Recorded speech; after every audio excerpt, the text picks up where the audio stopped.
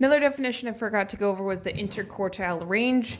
It's basically the difference between Q3 or the upper quartile and Q1 or the lower quartile. So it kind of tells you how wide your two middle endpoints are. So in the picture that I drew, where is it? Over here. It would be the range of these 2 points right here. So to kind of tell you a little bit about your middle. So let's go ahead and try an example.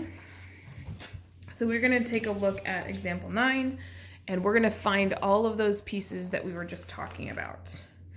So it says for the data set, find the value of the following. So we have our data set. Remember that it has to be in order from least to greatest before you do anything else.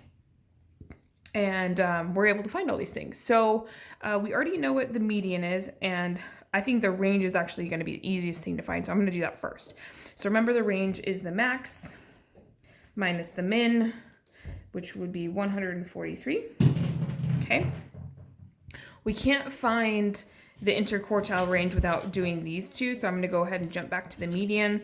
So we have 1, 2, 3, 4, 5, 6, 7, 8, 9, 10, 11, 12 values. So there's going to be a tie for the median. Max. 1, 2, 3, 4, 5, 6. So this one I think will be in toward the middle. 1, 2, 3, 4, 5, 6. So my median would be 36 plus 49, 9, and divided by 2. When there's a tie for the middle, you have to average the two middle terms. So I'm going to go ahead and do that now. Is 42.5.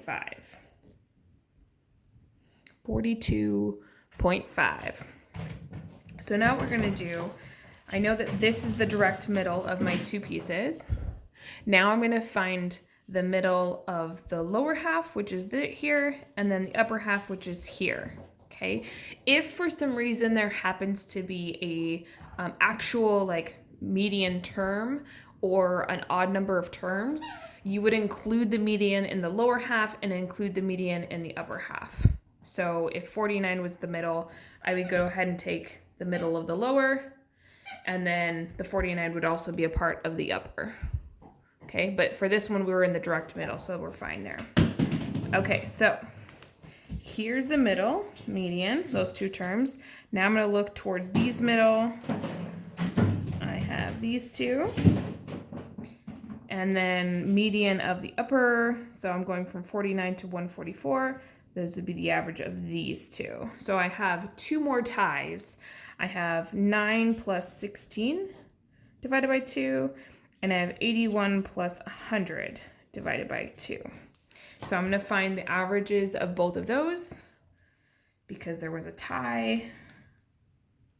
So 12.5 would be the lower.